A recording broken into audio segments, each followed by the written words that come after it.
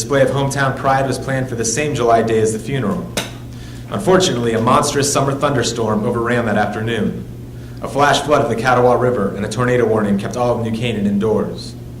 At that point, Rick's family did not much care whether there was a parade or not, but the mayor, sensing the electoral hazard of failing to honor the third son New Canaan had lost to the current conflicts, insisted on scheduling a parade for October. People tended to roll their eyes at this small-town politicking and then go out and vote based on it anyway.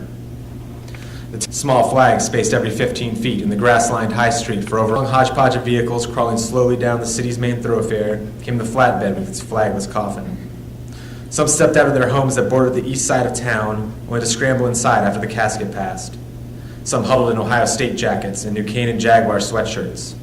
Some pulled bright blue Gore-Tex hoods around their heads, tugged toboggan caps low, and many, misjudging the weather, let their ears turn bright red and painful to the touch. One questionable soul wore nothing but disintegrating jeans and a no-fear shirt with the sleeves cut off, exposing arms ink solid with tattoos. Some held toddlers or gently rocked bundled babies in strollers. Older children stood with their parents, twiddling and bored, shifting weight anxiously from one leg to the other. Unsupervised kids chased each other through the legs of the adults, oblivious to the sorrow around them. The teenagers, of course, treated the whole affair like a social function, as Rick himself might have once. The girls flirted with the boys while those boys waited to be chosen. They talked too rapidly, they laughed too loudly, they carved their initials into trees with pocket knives. There was a man wearing a Desert Storm veteran ball cap, talking to the lone TV reporter who'd made the long trip from Columbus. There was a girl holding a piece of cardboard that said simply, "Number 25." Another held a poster board that read, "We love you, Rick." They worked at Owens Corning as engineers and data specialists, at the Jeld-Wen plant as general labor manufacturing doors and windows, in the antique and clothing shop on the square, using a doming block and hammer to mold buffalo nickels into ornamental buttons for purses and shirts. They worked at Kroger and on road crews and at First Knox National Bank and the local DMV, which ran with such brisk efficiency that the wait times rarely exceeded 5 minutes. They worked at the county hospital, the town's largest employer, as nurse practitioners, doctors, janitors, technicians, physical therapists, and physician's assistants. As private practices found it harder to get by, the hospital bought them up, until the entire county relied on this single entity for its medical care. Many worked in the vast network of old age homes, retirement communities, hospices, and of course a few worked in mortuary services and were not thrilled by Walmart's intrusion into the casket business. The residents of New Canaan owned the county's lone liquor store, veterinary practices, a sporting goods store that made 70% of its sales on guns and ammunition. They were psychologists and podiatrists. They drove trucks for potato chip suppliers.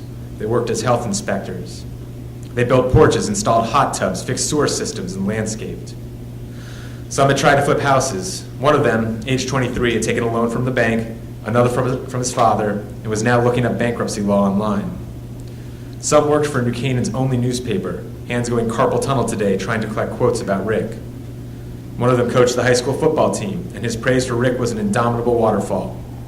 "One of the finest young men I've ever coached, selfless, dedicated, best teammate I've ever seen, cared about every guy from the quarterback to the last guy off the bench." An Appalachian accented wind. Those who'd lost children thought of the ways they'd been taken. Leukemia and hunting accidents, suicides and car wrecks, liver tumors and drowning.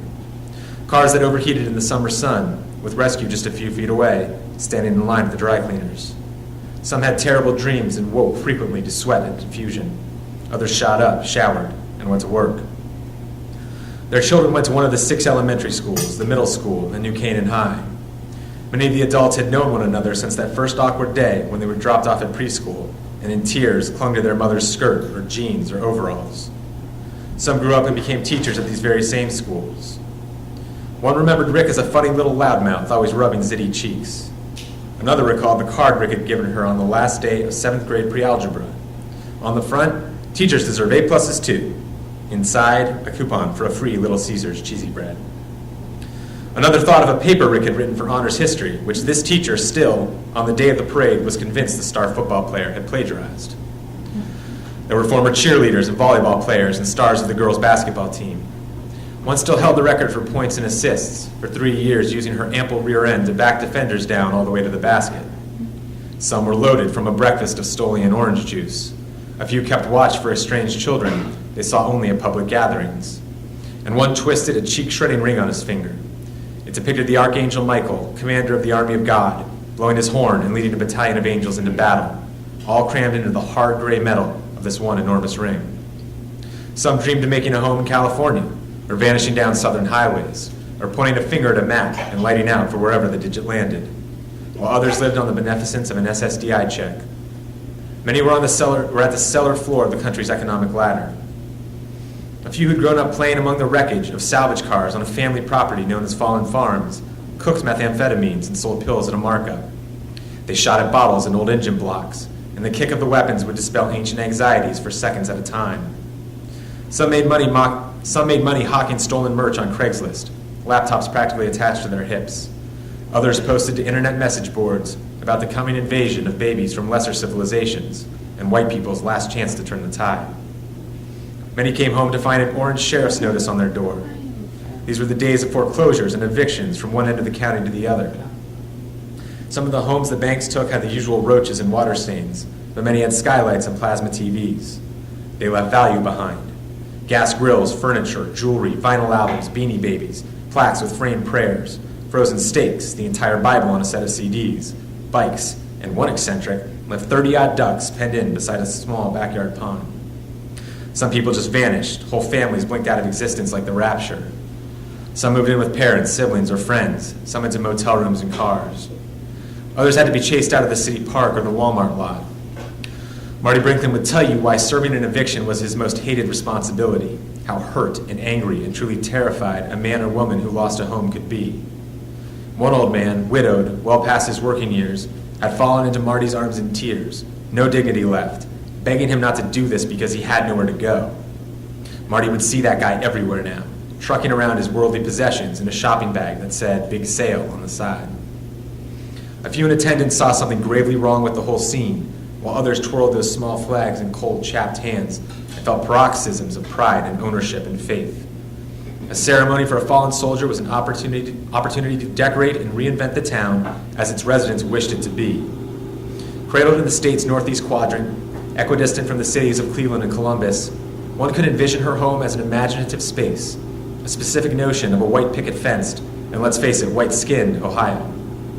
Far from the red-line black neighborhoods in Akron or Toledo or Cincinnati or Dayton, distant from the backwoods vein of Appalachia running along the borderlands of Kentucky and West Virginia. Most of the parade's attendees clung to a notion of what their town was, what values it embodied, what hopes it carved out.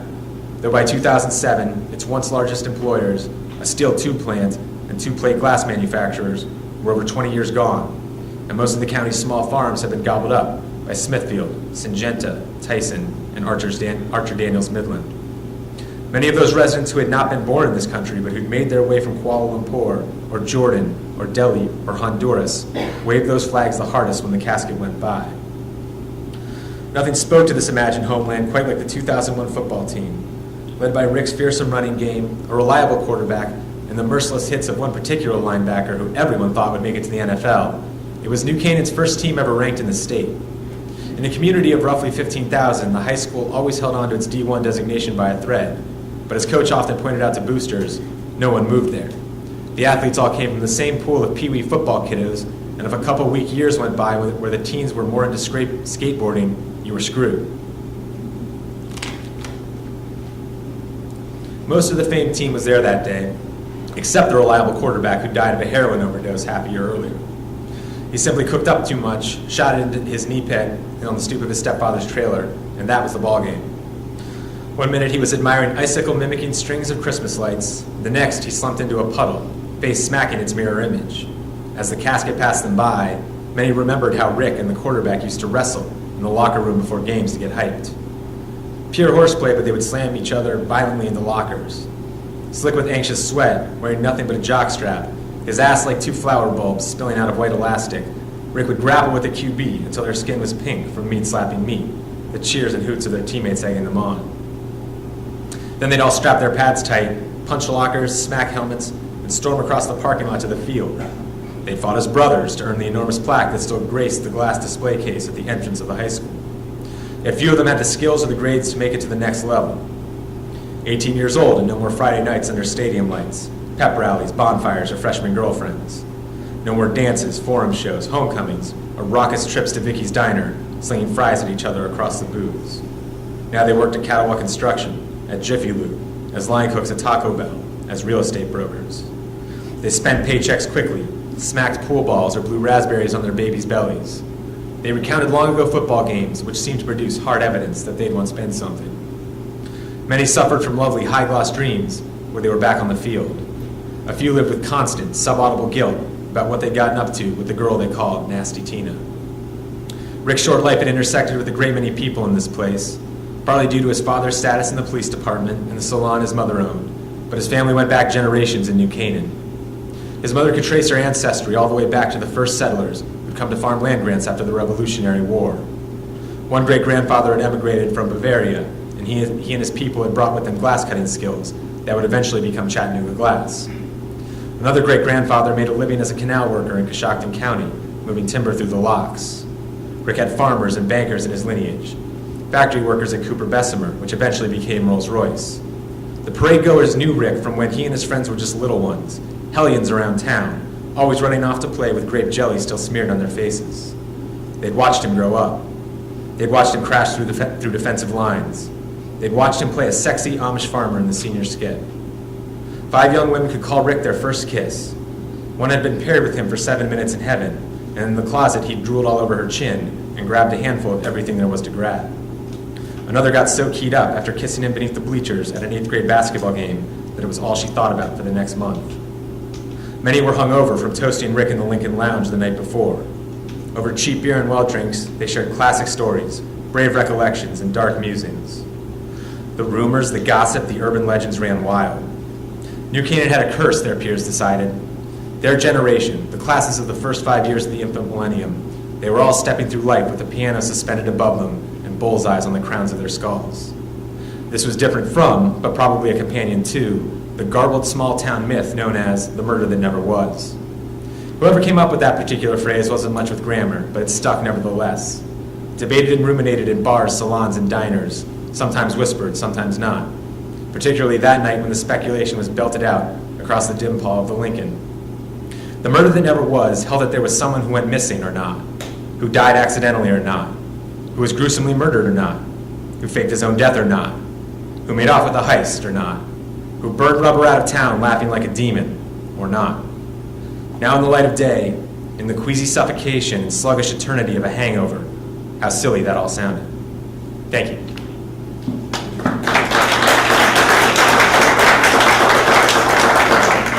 Thank you for lending me your book. There's now a lot of my spit in it.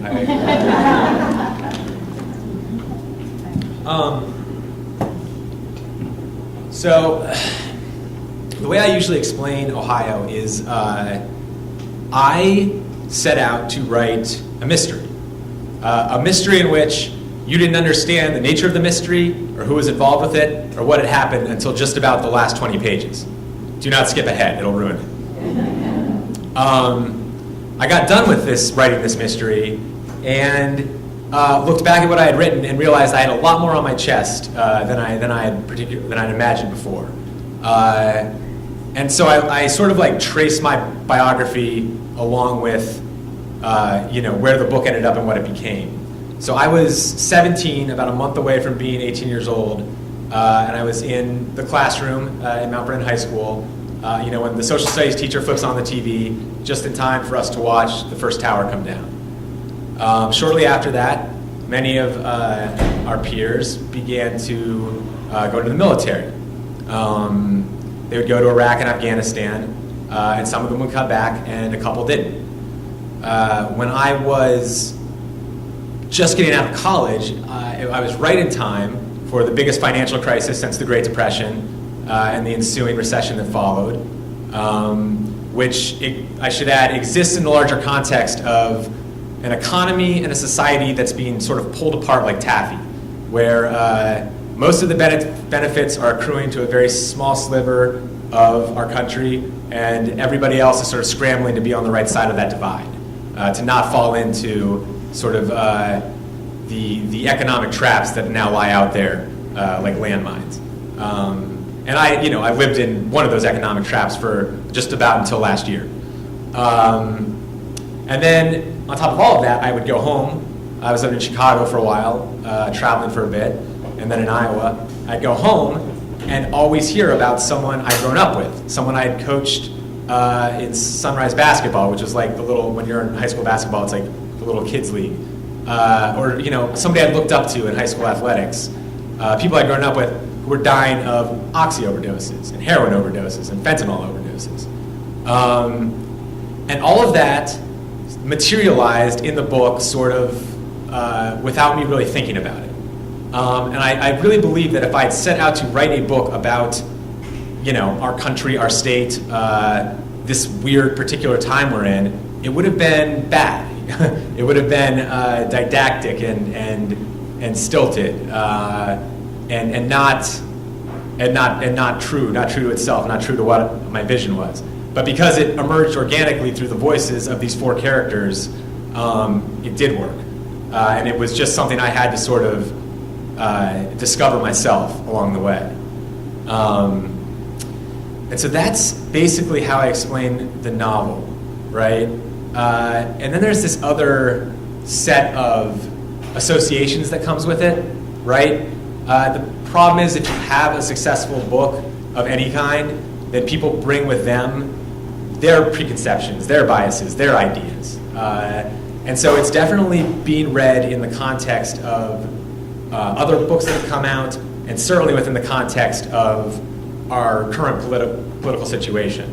But the way I put it is, I did not set out to write about the zeitgeist, like my book sort of crashed into it. And sometimes, you know, that's just the way it happens. You get lucky, or unlucky, as the case might be. And what became sort of a preoccupation in the larger corporate mainstream media was suddenly all the stuff I'd written about.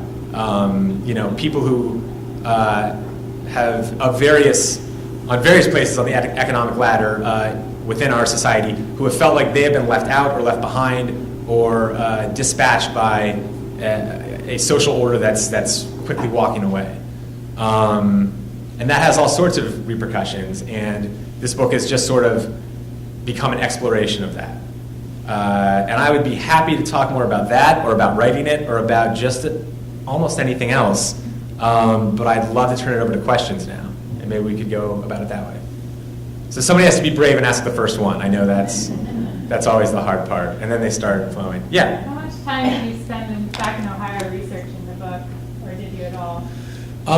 No, I mean, the research was largely outside of being back in Ohio. Like, I still have to come back to Ohio a lot because my mom's here and all my family's here and my dumb friends are here. And so it's like that element to me is just like was the organic part. Like, you store up all this stuff from growing up and it wants a way out. And this was my way to get it out. I think most of the research involved came from the perspectives of people who I wouldn't naturally, you know, I don't know a lot about. So there's Dan Eaton's a veteran of Iraq and Afghanistan, and that was the largest research project I've ever undertaken. Because especially the military is such a specific thing, and it's really difficult to understand if you haven't been in it.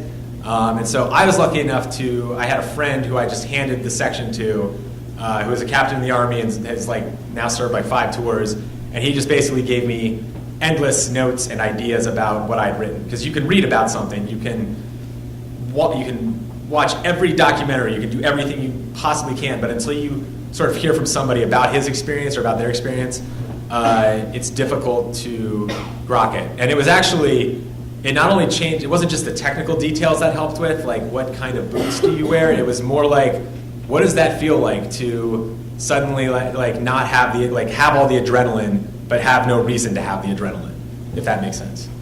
And then the other part that was, and this is sort of stupider, Stacy Moore is a PhD candidate at Michigan, and she's writing her dissertation. And so I basically like researched and wrote her entire dissertation and like had it in her section in the book. And then it got to my editor, and my editor was like, "This is so boring, you have to cut this out." And so I ended up cutting out like 97% of it, and it was just like a year and a half of work, and I was like really bummed, but he was definitely right about that. So yeah, so I do think though that it wasn't just fruitless research. Like, you go and put your mind into all that stuff, and it evolves in different ways. And so it wasn't lost time, it was just, sort of a bummer. Right here, Chris? How much time did you spend writing? I started it in 2011, and it came out in 2018. So that length of time, probably like 5 years of like serious work on it. But I was also like doing a bunch of other stuff at the time. I had like many other weird jobs, and I was writing another book, and doing all sorts of stuff. So it wasn't like 5 years every single day, but that's about the gestation period. I thought it's been compared to Hillbilly Elegy. Mm. I just wanted to know what your comment on that. Yeah, I have not read Hillbilly Elegy, and so I like to refrain from commenting on books that I have not read. I would only say that having heard that guy in an interview, I probably do not share his ideological dispositions, and find some of his conclusions, at least from what I've gleaned, suspect. Yeah. How did the structure of Yeah. this novel influence your actual writing of it? There seems to be a trend, particularly within writing programs, Mhm. to encourage novels and stories, or Mhm. just wing Yeah. novels. And it seems, I'm not too far into this, but it seems that it has that style. So what should you comment on that? Yeah, that's a great question. I started out with, I had these 4 voices in my head, had 4 specific characters, and that's like the only thing that didn't change about the book, was I just like knew these people, I knew who they were, and they carried it forward for me. Fitting in all the mechanics of the plot was something else, because it is a real intricate and specific house of cards. And when I turned it into my editor for the first time, he was leaning towards wanting me to split up the voices so that it rotated, so that you get Bill, Stacy, Dan, Tina, Bill, Stacy, Dan, Tina. And I just kept resisting because I knew I was right, that you needed to get into the world of each of these people, and that at the end it would accrue and into what the whole story was, and stuff you learned about Bill during his section you'd see from another vantage point in Stacy's or Dan's, and it would change things. And that was always important to me, because I think that's like one of the most fascinating things about people, right? Is that we're all stuck inside our own lens, and we can only see the world through this stupid lens we have, and it's usually not accurate. And I like that idea so much. And so it was about trying to make that work the way I had it, but I changed a lot of the plot mechanics along the way to get it right. Yeah. So to that point, there's the moment when Bill is Just no spoilers, but go ahead. the moment where Bill is thinking of a particular basketball game, baseball, and then Dan, Yes. a little later, reveals. Yes. Obviously, it called into question the entire essence of what Bill was saying, and I, as I read that, I was obviously thinking about what else am I supposed to call into question, and Yes. what did you want us to really be focusing on from that point? No, that's really perceptive. Actually, my total asshole friend Kevin sitting back there, just when we were having a beer before this, was like, "You're sort of like Bill thinks he is in that scene, but you're like Dan saw him." Like he's a real peach. Yeah, no, that's like the most overt use of it, and I think the story needed that, so like the reader would do exactly what you did, which is like, oh wait, who are we trusting with this story? And it's not that like it's not Dallas. It's not all a dream or whatever. But I just think that's like I said earlier, that is something that I find so fascinating about our memories, right? Which is that they're not reliable, and that that's what all the science tells us now, is that we basically don't even have a memory. We have a narrative we've invented about our lives, and a lot of it is actually like whole cloth creation on our part. And that's something I just find fascinating. And I think if you're writing, real like characters, real people, you have to keep that in mind. And so that's why with certain other incidents in the book, I love the way that different readers will write to me and talk about how they have seen that, especially not to give anything away, but sort of Dan Eaton's revelation at the end of his about like what happened to him in Afghanistan, where it's like you've been led this entire time to believe certain things about his life and the way he's gone about things, and then it's all upended in a pretty drastic moment. And I just think that's hopefully one of the most powerful parts of reading the whole book. Yeah. Yeah. Along those lines, Caitlin. Yeah. I don't want to give it away, but there's an event in her childhood that Yeah. Caitlin always thinks that explains why she was where she is. Yeah. But she was such a manipulative person. I ended up thinking, did that really happen, or was that like a complete lie or manipulation? Yeah. No, I'm. Yeah, for sure. Well, I will refrain from answering that too explicitly, because I think that's part of the joy of it is deciding about what might be behind that. But I also do think that like with Caitlin's character, she's one of the people. She's one of the people in the book people want to hate and demonize and think of as the villain. But like I think one of the most overt themes of the book is that we invent villains because that's nice for us, right? We don't want to believe that we are capable of doing awful things to each other. That we are, a couple of different decisions or circumstances away from being the person people think of as the villain.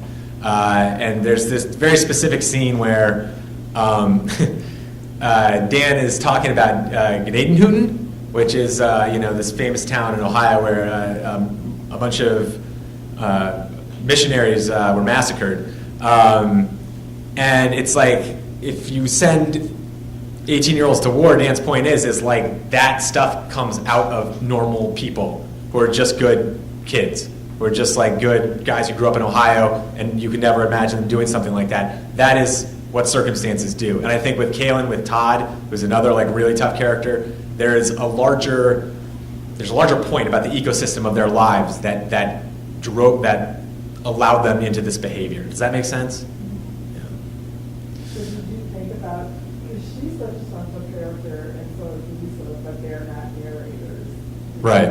When you were constructing the story, did you think about having them as narrators? No, so Lisa, I always had a very specific idea of why she belonged in the book. I'm trying to talk about this without giving anything away.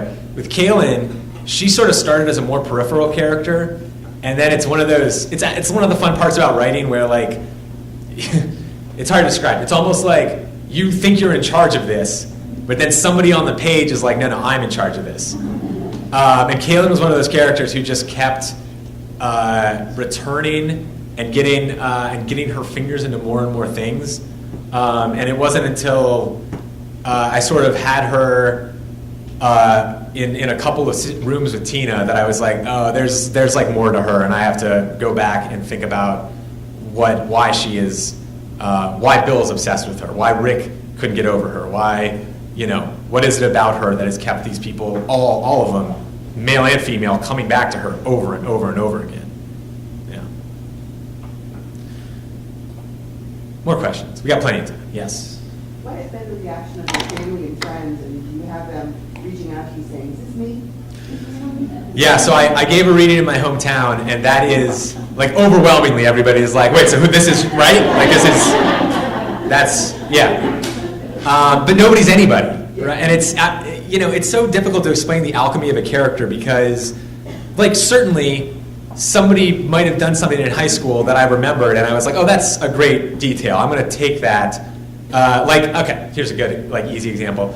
My friend Marie, like, definitely gave X-Lax to one of her friends once in the form of a quesadilla or something because she thought it was funny. Marie is not Caitlin. Like, Marie's very nice. We're still friends. She lives in Cleveland. But it's like little things like that where you're like, you'll steal a little bit here, so you'll steal a little bit there, and nobody is 1-to-1. Nobody's 1-to-3. It's like more like people are like 1 to 156th. Does that make sense? Yeah. Like, it's just a little bit of something that, like, helps you spark a realistic human being into existence. Yeah. When you were writing it, was it titled Ohio, or did it have like a mystery title, and then it just became this cultural Ohio, or you were just explaining Ohio? Now, I had like a series of hyper overwritten terrible titles that just like kept going and kept going, and a title is really hard. It's really, really hard. And it was actually my editor and my agent who were coming to me and saying, like, you need something way simpler. These are all dreadful titles. And I sort of resisted it at first because what I didn't want to do is, I don't want to speak for anybody. I don't want to speak for the state of Ohio. I don't want to, like, that's not why I wrote this book for in any way, shape, or form. But then, it's got just, the word sounds great. It's got a great cadence to it. It's got this wonderful like undulation of vowels, and it's mysterious, right? It's a title that like, it's like the Neil Young song. Like that's a great song, partially because he called it Ohio. I feel like if he called it Kent State, it would not be as good a song. Does that make sense? And so I grew to really enjoy it, and certainly, I'm sure Simon & Schuster has like an algorithm they put all this stuff into it and like shoots out like, oh no, call it da-da-da. But it is definitely like something I've come to appreciate. Yes? So what were some of those other bad titles that you decided against? You're crazy if I think I'm going to tell you any of them. Yeah. No, I will never do it. It's like I also won't tell you like all the terrible stuff about Stacy's dissertation that I had to cut out. Like I'm not going to sit here and talk about ecological catastrophe in the context of the global novel. Like that's not what we're here for. Yeah. We're originally from Connecticut, and when I read the book, we were reading about I wanted to ask the same thing. Why did you choose New Canaan? Oh, so I mean, honestly, I did not even know there was a New Canaan, Connecticut. Yeah. Yeah. Well, if you're from somewhere, you generally do. I'm like, nobody knows Mount Vernon, Ohio. What the hell? Like, that's, yep, go Yellow Jackets, right? No? All right. No, I had the town called something else. Like, so what I do, and this sort of goes to your question about the bad titles, is when I write, I have a lot of placeholder names because I don't like stopping to think about what like a character's name is or what a town name is. I just like throw in placeholders. So even like the character names, I ended up changing a lot of them because I would just have like John Smith is going to be this character, and I will go back and figure out a better name for this person later. And so you get to the end of the book after like the first and second draft, I'm like, okay, these people in this place all sound fake. I need to like go back and sort of start giving them real names and real even like characteristics. It's just sort of the way I work, and I wanted something biblical with like a good sound, and New Canaan was what I randomly. It was actually Canaan at first, and then I was like, it needs another word in front of it. So, no, yeah, sorry, I wish it was more mysterious than that. Yeah. So what is your background in writing? Did you make I'm a good one. Yeah. Okay. No, I'll go through the whole thing. I always wanted to be a writer when I was a little kid. One of my first memories is like my mom sitting me on her lap and like me typing out the monster stories I wanted to do. And then basically I just like plugged away at it. In college I was a history and an English major, and I wrote for the school newspaper. After that, I moved to Chicago and I wrote for a commuter paper. I wrote columns, and I did a lot of journalism. I did automotive journalism. I did freelance writing. I did essays, short stories. I published a book when I was 26, which was a memoir. Yeah. I wrote a travelogue about Iceland. And then I always wanted to be a novelist. That was like always the end goal. And that's just like a much harder thing to break into. It's a very specific world. There's a lot of sort of like typically icky steps on that path, and ended up going to the Iowa Writers Workshop, which really changed my course. And I'll say this about Iowa. I said this to the donors, so I like mean this. I went in there thinking I would not much like it. I was there to find a new agent. I was there to, in a very mercenary way, like network and get the connections I needed to publish a novel, right? Then I got there and I was like, oh, well, all the professors are brilliant and amazing. All my peers are brilliant and amazing. And it was really three of the best years I've ever spent. And it really not only changed the course of my writing career, but sort of changed my outlook on life and what I even want out of all this. Because I think, like many young people, I started out wanting to speak in front of audiences and be famous and get money. And like that's like sort of what you want to do about writing. Then you fail a bunch and you don't have any of that. And it's like, well, why do I want to do this? And it's because, oh, I love this. I love this thing. And that's sort of what Iowa gave me that was better than anything else, was so, like, the idea that like what you're in this for is joy. Like this will all pass. This moment when I'm like making a little splash, like that's gonna go away eventually. And all I'll have is a blank page and a really weird idea. Sorry, wait. This is maybe more a question for Kevin. Yeah. But so much of the book takes place during high school. Yeah. What were you like in high school? No, that's. Do you want like the brutally honest answer, or? I think I was a closet nerd trying desperately to be a jockish figure. Like I played high school basketball, and I was, I had a good set of friends. But I was also like sort of like maybe a little bit of a hidden person. Like I didn't tell people that I wrote all the time and that I read a lot on my own, and I was obsessed with that sort of stuff. And it's weird because I think like when you're in high school, your curiosity is sort of a liability. And when I teach, I like see young people like this, especially like that in that 18, 19 range, where it's like they've just gotten to college and realized like, oh, it's okay to be like an interesting person. Like you don't have to conform to everything. And in high school, it's really hard to not want to conform to everything. And yeah, I mean, I think other than that, I was like a pretty normal kid doing the appropriate amount of inappropriate things. Actually, if you guys want to hear something really cool, my high school girlfriend Louise is sitting right back there, so you should talk to her afterwards about that. It's okay, we're really good friends. Okay, other questions? What other writers do you read and admire? I read and admire a lot of, when I was younger, I was definitely one of those people who get on an author kick and just read everything by Kurt Vonnegut or everything by Stephen King or everything by so-and-so. And since then, I just try to like read as broadly as possible.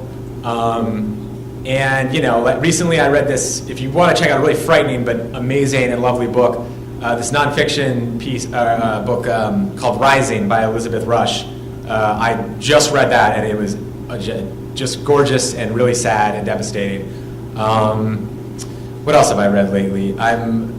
I just read Prep by Curtis Sittenfeld, which is an old one, but I really adored that book, and I admire her as a writer an awful lot. She's another sort of Midwestern writer who like just annihilates the descriptions of the Midwest, right? Like she's just so good at capturing what it is that makes people love these like weird set of states. So it's pretty much I'll pick up anything at this point. I am going to tackle Anna Karenina sometime this year. That's on my to-do list. I read War and Peace last year, and it took me like 4 months. The scene at the train depot. What's that? Okay. I was going to give away something. No, don't give away. No spoilers. Sorry, here.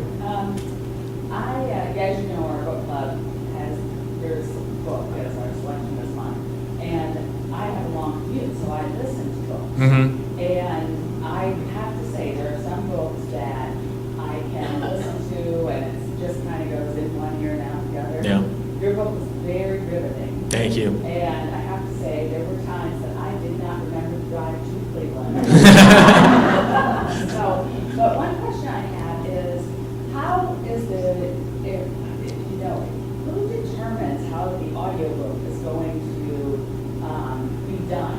Because in the audiobook, each little sub-novel or whatever has their own voice, so it's many characters. Yeah. And was your first? That was actually my idea. They offered it to me to do. They pay you like a nice little amount of money, and I was just like, I just don't have any interest in that.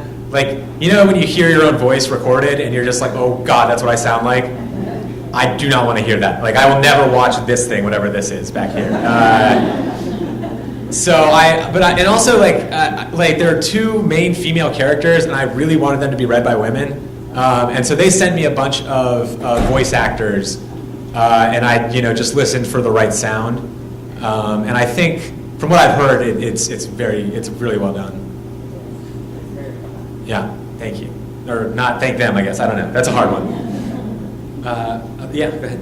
So what else are you writing, or what else do you write? Yeah. And are you, second question, are you visiting a lot of places in Ohio and talking about your book? Yeah, so second question first. I'm just doing, my Midwest tour is Pittsburgh, Hudson, Ann Arbor, and Cincinnati this time. I was just in Columbus for the Ohio on a Book Festival. I'll be back in Zanesville in October for a library association thing there. Basically anybody who will pay for my flight out to Ohio, I'll do. Because I get to see Kevin and Louisa and, all my other friends in Cincinnati. Sorry, the first one was, what else do I write? Oh, yeah. So the good news is, the reason I'm out in LA, well, let me start with this. Sometimes if people hate me, I'll get an email that's like, how dare you LA so-and-so, like, you don't know anything about Ohio, go to hell. And I'm like, all right, it's fine.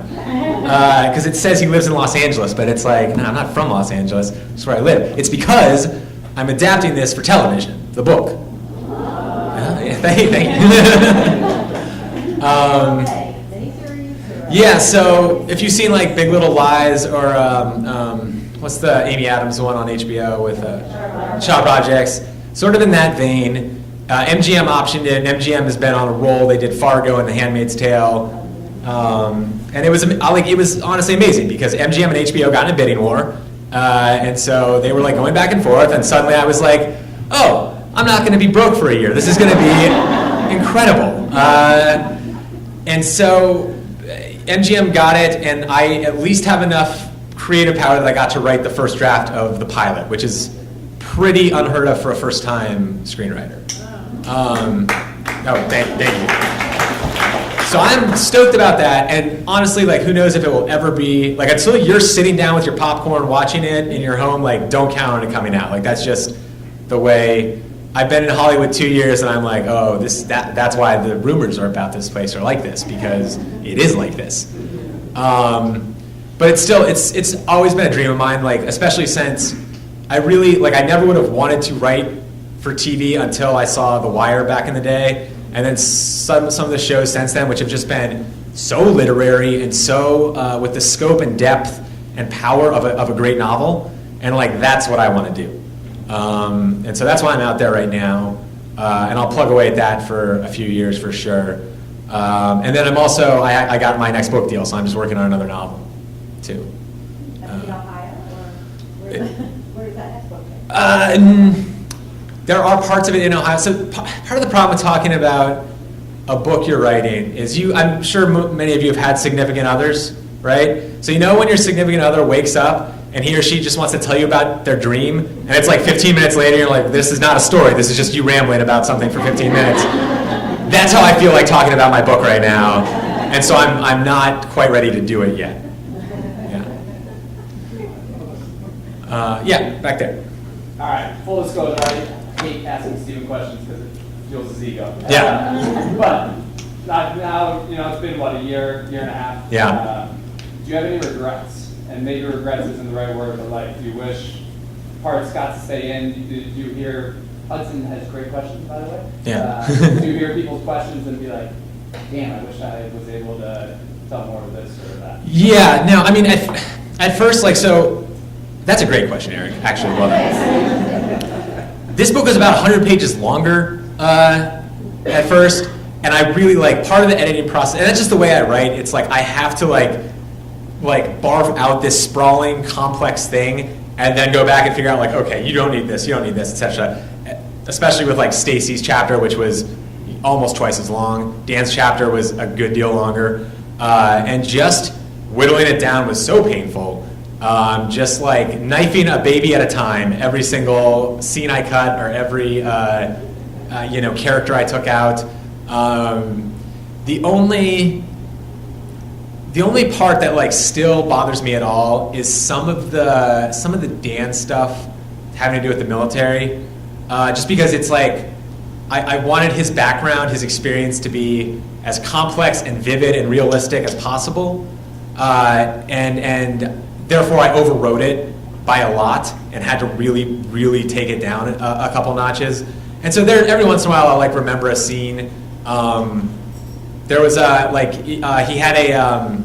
there was a commanding officer who was a woman who lost her arm that he was close with, and her character just got removed entirely. And that's, if I had to do it over again, like I might have left that in. But it's just like he already had so much like pain in that experience. It was like it almost felt like a little too much at that point. But that's the one thing I was like, if I thought about it again, I might have left in. But there's always the show, so. How are we doing on time? Maybe one more question if you had it? Sure. Somebody finish it. Yes. So it's not really a travelogue for Ohio. What do you say to people when they say, it sounds like an awful place? Well, no, I understand that question, but I don't think there's any way anybody from Ohio or not from Ohio could read this book and say that the author does not carry like an enormous amount of love for that place. Like it's just not possible to go through this and say like this is stay the hell away from Ohio type thing. There's a moment when Stacy is back in her hometown and she's like a person grew up queer in a place where that's extremely difficult, had a very traumatic experience with several different people who were close to her who did not accept her. She's a character with almost the least reason to ever want to go back, to ever want to be a part of it, and like her parting thought as she leaves that night is like, damn, there were so many people here who I loved and I didn't know what I was missing when I pulled away from it. So that's sort of like what I think the book embodies. Yeah. Thank you guys.